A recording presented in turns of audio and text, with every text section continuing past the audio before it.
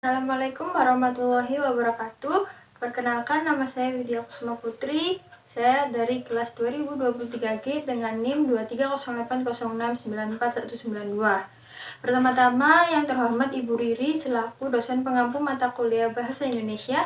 Di sini saya akan menjelaskan mengenai proposal saya yang berjudul Analisis Pengaruh Faktor Internal dan Eksternal terhadap Pengambilan Keputusan Pengelolaan Keuangan Mahasiswa. Baik, di sini saya akan menjelaskan mengenai latar belakang, rumusan masalah, tujuan penelitian, manfaat penelitian, batasan istilah, landasan teori, jenis penelitian, pendekatan penelitian, sumber data dan data penelitian, teknik pengumpulan data, dan yang terakhir, teknik analisis data.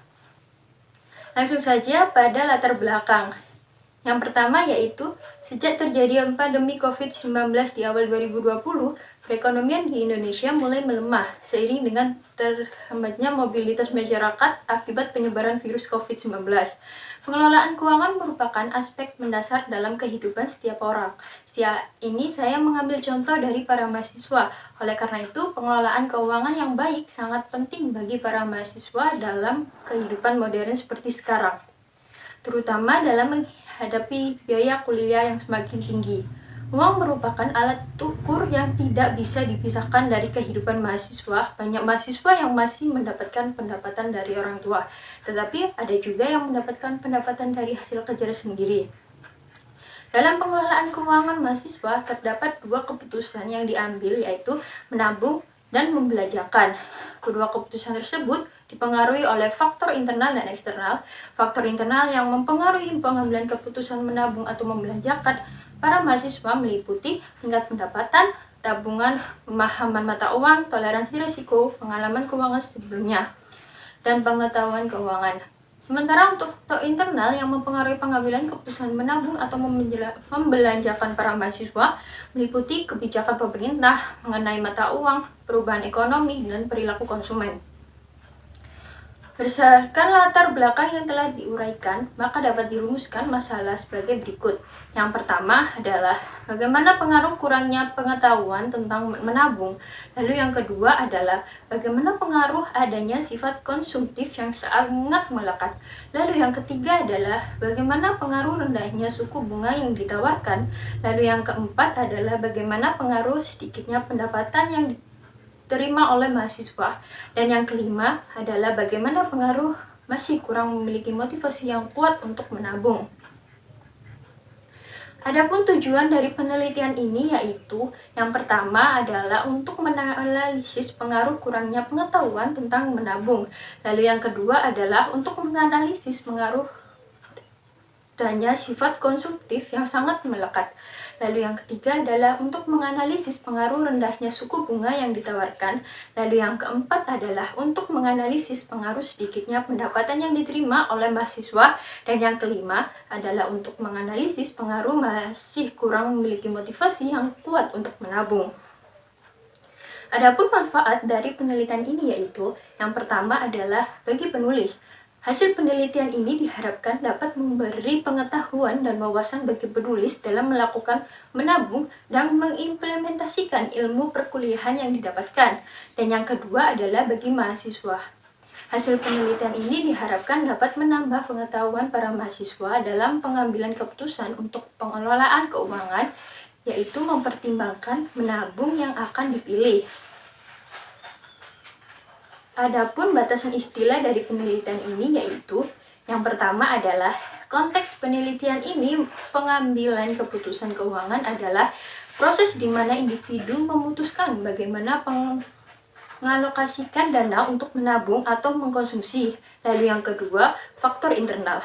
Faktor internal mencakup variabel seperti pendapatan, pengeluaran, pengetahuan keuangan, sikap risiko, dan tujuan keuangan individu. Lalu yang ketiga, faktor eksternal. Faktor eksternal mencakup variabel seperti kondisi ekonomi, kebijakan moneter pemerintah, budaya konsumen, perubahan ekonomi terhadap pengambilan keputusan keuangan. Lalu yang keempat, untuk keperluan penelitian ini, menabung mengacu pada proses penyimpanan sebagian pendapatan Anda sebagai cadangan atau investasi jangka pendek. Lalu yang kelima, konsumsi adalah pengeluaran dana untuk memenuhi kebutuhan hidup sehari-hari seperti pembelian barang dan jasa. Dan yang keenam, pengelolaan keuangan meliputi kegiatan perencanaan, pengorganisasian, dan pengendalian sarana untuk mencapai tujuan keuangan seorang atau perorangan. Adapun landasan teori dari penelitian ini yaitu yang pertama adalah tabungan. Tabungan adalah bagian dari pendapatan yang tidak dikonsumsi dan disimpan untuk digunakan di kemudian hari. Menurut teori ekonomi, tabungan merupakan bagian penting dari siklus ekonomi dan pertumbuhan pribadi. Lalu yang kedua yaitu literasi keuangan. Literasi keuangan merupakan keterampilan dan wawasan yang diperlukan untuk mengambil keputusan yang tepat guna mencapai pengelolaan dan pengalokasian dana yang tepat, sasaran, dan efektif. Dan yang ketiga adalah perilaku konsumtif. Perilaku konsumtif adalah perilaku atau gaya hidup seseorang yang suka menghabiskan uangnya tanpa pikir panjang. Jika dibiarkan begitu saja, perilaku konsumtif dapat menjadi masalah serius, seperti timbulnya masalah finansial, stres, sampai dengan mengancam keseimbangan sumber daya alam. Adapun jenis penelitian dari penelitian ini yaitu penelitian ini merupakan penelitian kuantitatif dengan data yang terkumpul dari sumber utama penelitian melalui penyebaran kuesioner yang dituangkan dalam bentuk Google Form dan berisi beberapa item pernyataan. Adapun pendekatan penelitian dari penelitian itu yaitu metode kuantitatif adalah sebuah metode penelitian yang di dalamnya menggunakan banyak angka, mulai dari proses pengumpulan data hingga penafsirannya. Sedangkan metode penelitian adalah studi mendalam dan penuh dengan kehati-hatian dari segala fakta. Adapun sumber data dan data penelitian, yaitu penelitian ini menggunakan sumber data dengan cara menyebarkan kuesioner dan mengumpulkan data dari artikel yang mendukung dan juga dari jurnal terdahulu yang relevan. Sumber data berasal dari responden, yaitu seseorang yang memberikan jawaban atas pernyataan peneliti tertulis maupun secara tatap muka. Ada dua sumber data yang digunakan penulis sebagai berikut. Yang pertama, data primer. Data primer adalah data yang berhubungan langsung dengan permasalahan yang diteliti dan didapatkan secara langsung. Dan yang kedua adalah data sekunder. Data sekunder yaitu data yang diperoleh dari jurnal terdahulu yang relevan, artikel yang masih berkaitan dengan materi penelitian.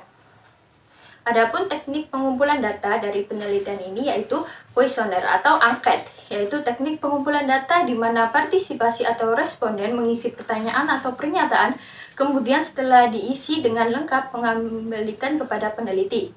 Dan yang terakhir adalah teknik analisis data, yaitu teknik analisis data kuantitatif adalah seperangkat metode dan prosedur untuk mengelola, menganalisis, dan menafsirkan data dalam bentuk numerik. Tujuan utama dari teknik ini adalah untuk mengekstrak informasi yang relevan, mengidentifikasi pola dan tren, serta mendapatkan pemahaman lebih dalam tentang fenomena yang diwakili oleh data. Sekian yang bisa saya sampaikan dari proposal saya. Kurang lebihnya mohon maaf. Terima kasih. Wassalamualaikum warahmatullahi wabarakatuh.